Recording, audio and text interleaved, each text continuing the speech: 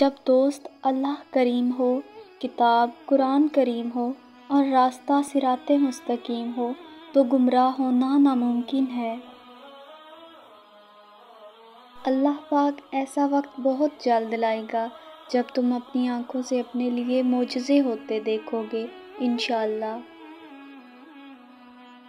حضرت علی رضی اللہ تعالیٰ عنہ نے فرمایا، جب رب راضی ہونے لگتا ہے تو بندے کو اپنے عیبوں کا پتہ چلنا شروع ہو جاتا ہے اور یہی اس کی رحمت کی پہلی نشانی ہے۔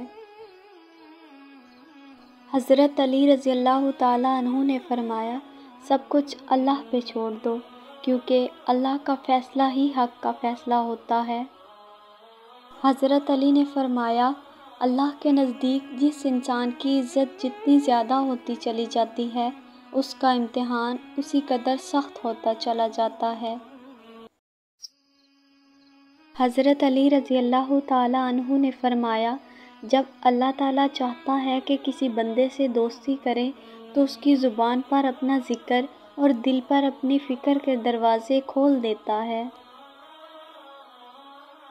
حضرت علی رضی اللہ تعالیٰ عنہ نے فرمایا، جس انسان کو غصہ زیادہ آتا ہے وہ انسان پیار بھی اتنا ہی زیادہ کرتا ہے اور اتنا ہی صاف دل رکھتا ہے۔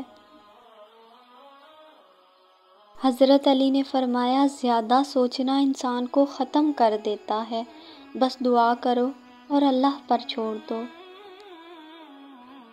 رسول اللہ صلی اللہ علیہ وآلہ وسلم نے فرمایا، تم اپنی تعریف خود نہ کیا کرو، تم میں سے جو نیک ہیں اللہ انہیں خوب جانتا ہے۔ رسول اللہ صلی اللہ علیہ وآلہ وسلم نے فرمایا، جس کا وضو نہیں اس کی نماز نہیں ہوتی، اور جس نے وضو کرتے وقت بسم اللہ نہیں کہا اس کا وضو ہی نہیں ہوا۔ اللہ کو بہت پیارے ہیں وہ لوگ جو سخت مشکل میں صرف اور صرف اللہ سے مدد مانگتے ہیں۔